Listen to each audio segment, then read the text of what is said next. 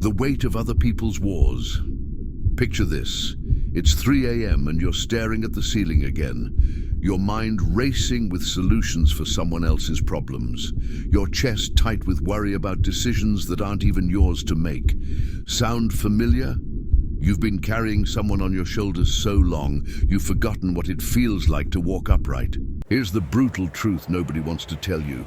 The fastest way to destroy a strong spirit is to exhaust it, trying to fix someone who never asked for help. And brother, that poison works in silence. We live in a world that's confused love with total sacrifice. Parents kill their dreams for kids who refuse to grow up. Partners turn their relationships into rescue missions instead of partnerships. Friends drown together, thinking solidarity means jumping into the abyss side by side.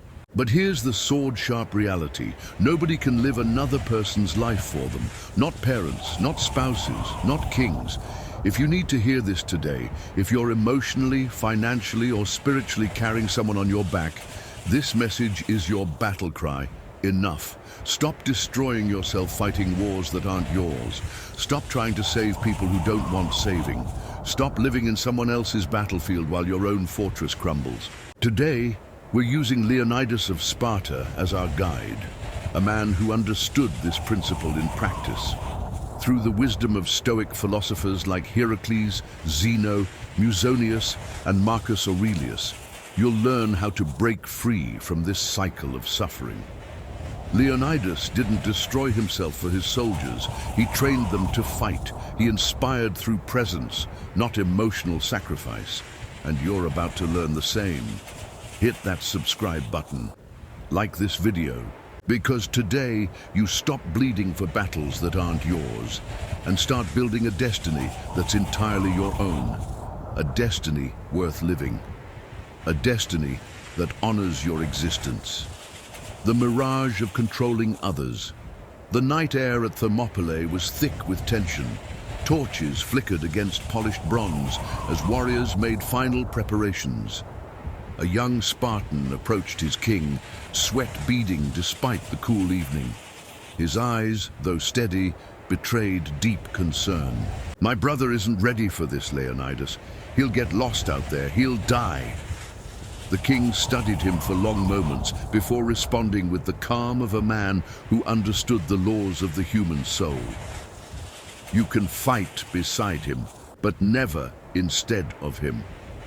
That phrase cuts deep, because all of us, at some point, try to live someone else's life. We attempt to protect, control, decide. Heracles, one of the earlier Stoics, described life as concentric circles. At the center sits the self.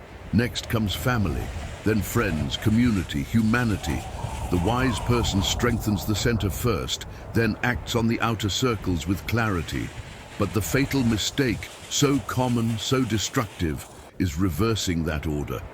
This young soldier believed he could shield his brother from death, just like parents who try protecting children from failure, like women attempting to save self-destructive partners, like friends who sink together, believing companionship means falling into the pit side by side.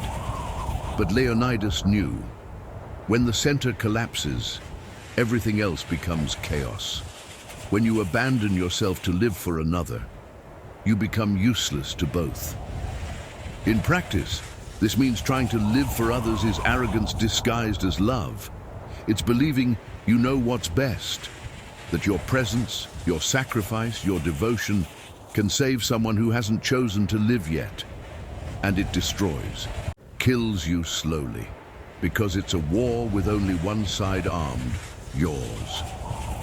Leonidas trained soldiers to be men, to own their mistakes, their falls, their decisions. There was no room for emotional dependency on the battlefield, because a warrior who can't hold his own shield puts the entire army at risk, and that applies to life. How many times have you hidden behind helping someone to avoid facing your own fears? How many times did you stop acting, growing, risking, because you were too busy trying to save someone who didn't even want saving? Heracles would say, return to the center, return to yourself, to your responsibility, to the only battlefield where you can win, the interior. Only then, with strength, clarity, and presence, can you influence the circles around you. But only that way, never the reverse. Leonidas wasn't cold. He felt. He mourned his dead. He honored his fallen.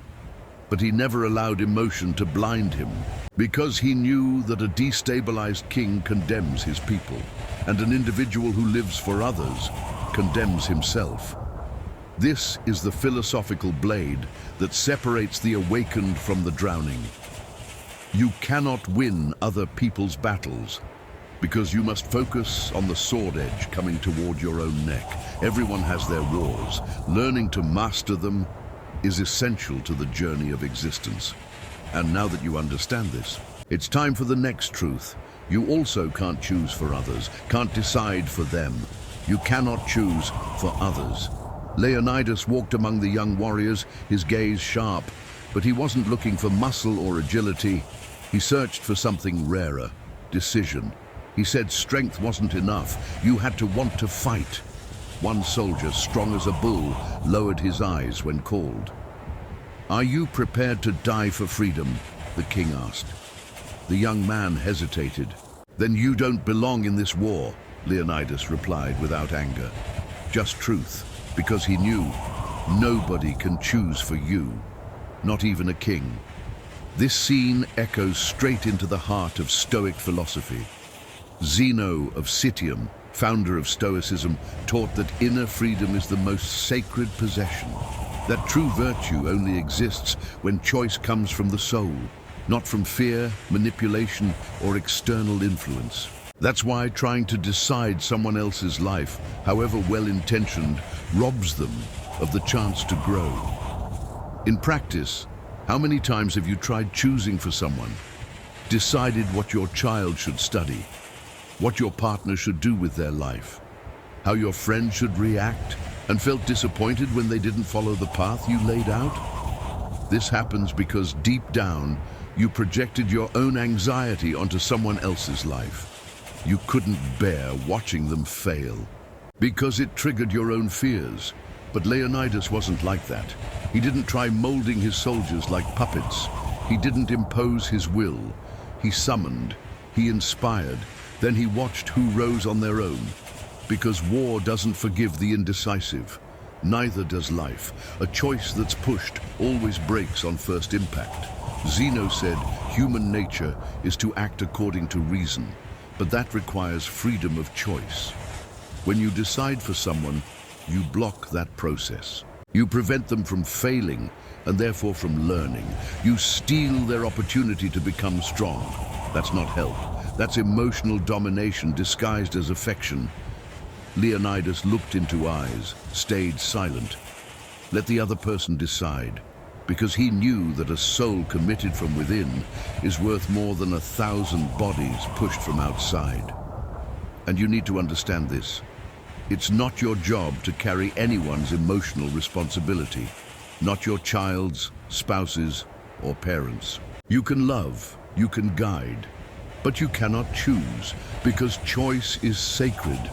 How many lives have been ruined by parents forcing dreams onto children? How many women erased themselves molding men who never asked for help? How many siblings, friends, partners lost their essence trying to please? All because someone decided for them, because someone thought they knew better. And in the end, they created pain, frustration, rupture.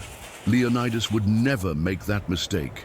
He trained, showed the path, but each man chose to walk or not.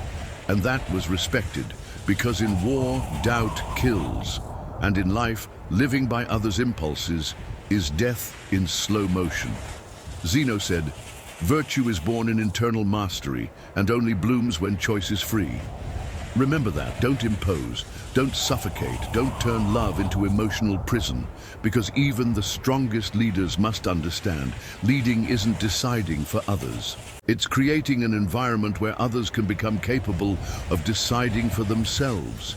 If today you're trapped trying to choose for someone, stop, breathe, understand. It's not your battle, not your choice. What you can do, as Leonidas did, is live your truth with such intensity that it inspires others to find their own. And if they don't find it, if they choose chaos, then you honor your mission and keep moving forward. Because as Leonidas said, I don't lead sheep, I summon lions. Those who don't want to fight shouldn't enter the arena. Get ready. The next section is harder, because in it we'll face what might be most cruel. Someone else's pain cannot paralyze your life. That's where many get lost, and that's exactly where Leonidas rose above. Someone else's pain cannot paralyze you. A soldier's mother knelt before Leonidas. She wept, begged, pleaded for him to spare her son from war, to keep him away from the front lines, to not let him die like his father had. Leonidas listened in silence. Then, with the calm of one who carries the weight of an entire people's destiny, he replied, "He may die, all here may die, but denying him the honor of fighting would be a worse death, that of the spirit."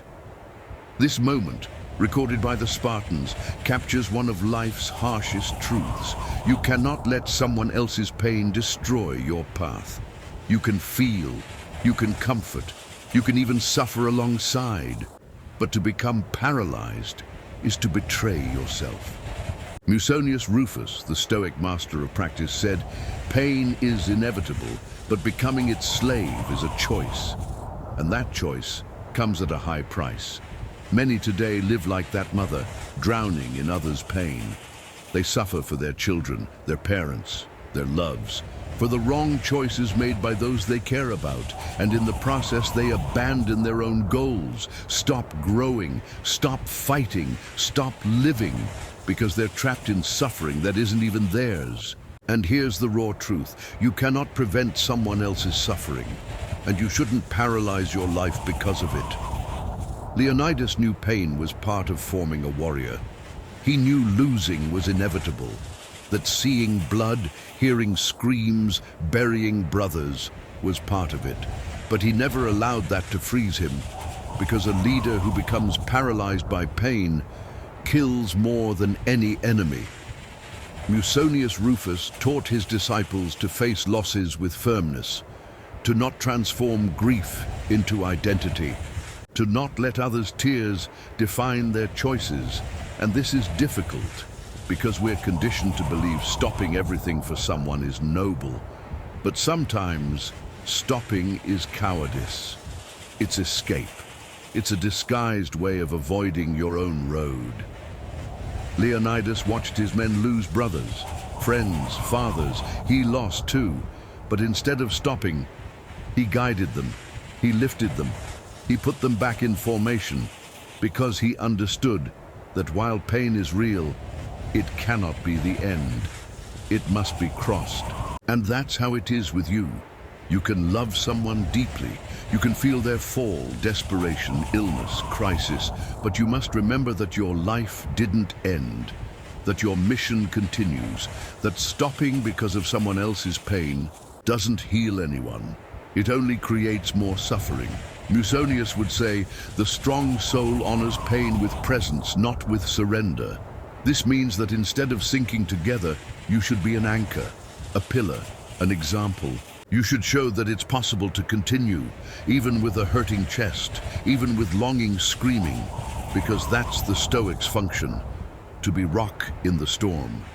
Leonidas was that rock, not from coldness but from wisdom.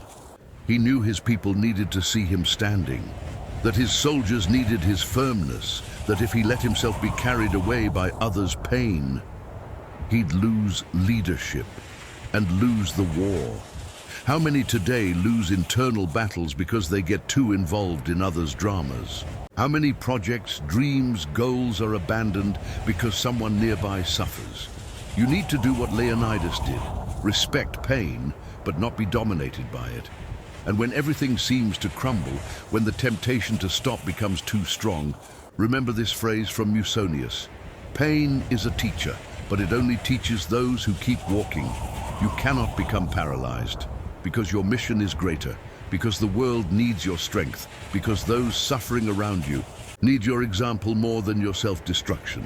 Now, It's time to go deeper, to face the most powerful truth, honoring your own journey before any other. Because if you don't live your mission, nobody will live it for you. And that's what we'll see in the next section with Marcus Aurelius as our guide. Honor your own journey before any other. On the last night at Thermopylae, Leonidas stepped away from camp. He sat on a rock facing the narrow pass. There, alone, he looked at the dark sky and the absolute silence of approaching death. There were no laments, no pleas, no regrets, just presence. The certainty of having fulfilled his mission until his last breath. Because Leonidas understood, the greatest honor is living your own journey, even if nobody understands, even if it ends alone. Marcus Aurelius, emperor and last of the great Stoics, would write centuries later, "Don't waste what remains of your life trying to live as others expect. Be just, be strong, be yourself." And that's the truth many avoid. You only have one mission in this life, and it's yours. Non-transferable, unrepeatable. Everything that strays from that is noise. But we live as if we were replaceable, as if our story could be paused to serve someone else's story. We cancel dreams, postpone goals, dim our light for fear of displeasing. We erase ourselves to avoid offense. And in that, we die while living.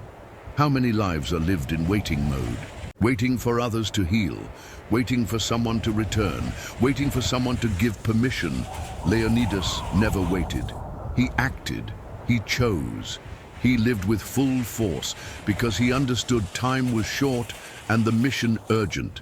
Marcus Aurelius said, "Everyone has a role in the cosmos, a place to occupy, and fleeing from that is like a cell trying to be something else within the body, destruction."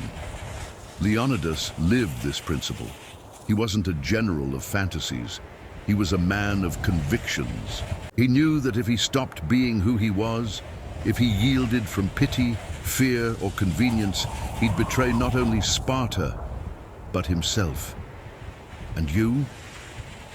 Have you been living your truth? Or have you been molding yourself to others' expectations? Have you been following your calling, or have you gotten lost in the noise of others' expectations? Because here's the most brutal truth. Nobody will live your mission for you. And if you fail, the world will feel your absence. Leonidas didn't live for his soldiers, he lived with them. He didn't die from vanity, he died from consistency, because he knew the end is just the last chapter, and what truly matters is the integrity with which you live each page. You need to do the same. Honor your journey with discipline, with courage, with focus. There's no glory in destroying yourself for others, but there's redemption in living your mission with fidelity. Marcus Aurelius said, "Be like the rock against which waves break. It remains firm, and the sea calms around it." That's you when you honor your journey. You become steadiness in chaos, a lighthouse in darkness. You inspire, not through words, but through presence. And there's no more powerful gesture. Honoring your mission isn't selfishness. It's the foundation of everything, because only those who live their truth can transform the world. Only those who complete themselves can offer something real. Only those who are whole can truly love. Leonidas knew this. That's why, even in the final minutes, he didn't hesitate. Because his mission was greater than fear, greater than doubt, greater than time. And you have the same chance, the same choice, the same power to claim your story, to silence external voices, and live truly. Now, it's time to close all this with the hammer of Stoic truth, with the final call that will keep echoing in your soul, the conclusion, the silent cry of one who understood that life doesn't wait. You can only save those who are alive within themselves. You've spent your entire life trying to save those you love, trying to ease pain, make decisions, live for them, and deep down all of this was love. But now you understand it's not enough. And often, it's what destroys you. Leonidas of Sparta taught you something nobody ever had the courage to tell you. You can only save those who are alive within themselves. You can only be an example, not a savior. You can inspire, but not replace. You can extend your hand, but not walk for anyone. Because everyone has their road, their pain, their battle, and you have yours. It's not coldness, it's wisdom, it's stoicism in living flesh. The philosophy of Zeno, Heracles, Musonius, and Marcus Aurelius wasn't born to comfort. It was born to awaken, to remind you that destiny is a personal war, and you cannot fight it with someone else's weapons, not with someone else's soul, not for someone else. The Stoic isn't insensitive. He feels, he loves, but he loves with strength, loves with structure, loves with clarity. Like Leonidas loved his men, training them to die standing, never to live on their knees. And that's what you need now. Stop kneeling emotionally. Stop erasing yourself. Stop living in the name of salvation that was never yours. Honor your own journey. Strengthen your spirit. Win your battle. And only then can you extend your hand with dignity. Because only those who live with wholeness have something real to offer. If this message spoke to you, if you felt something inside awaken, don't let this message die here. Like it now. Share it with someone who needs to remember who they are. And subscribe to the channel. Because here, we don't speak to please. We speak to awaken. You are stronger than you imagine. And the world needs your best. Not tomorrow, now. Leonidas didn't wait. And neither should you. The ancient Spartans had a saying, "Come back with your shield or on it." But there's a deeper meaning most miss. The shield wasn't just protection, it was identity. It represented your duty, your mission, your reason for being. To return without, it meant you'd abandoned who you were meant to be. To return on it meant you died as yourself. Today, you have that same choice. You can keep living on your knees, carrying others' shields, fighting others' battles, dying others' deaths. Or you can stand up, pick up your own shield, and fight the war that's truly yours. The war for your soul, the war for your destiny, the war for your one irreplaceable life.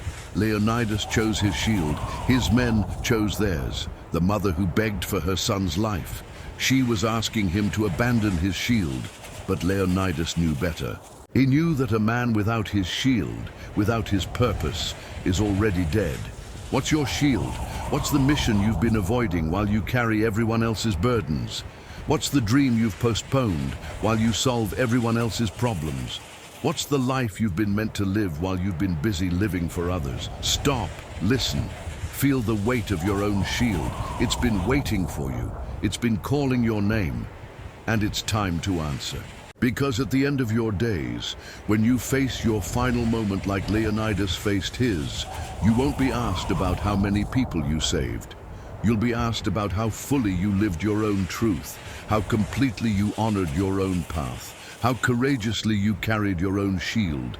And in that moment, like the Spartan king looking at the dark sky above Thermopylae, you'll either know the peace of a mission fulfilled or the agony of a life unlived. The choice is yours. It's always been yours, and it's waiting for you right now. Pick up your shield. The battle for your destiny begins today.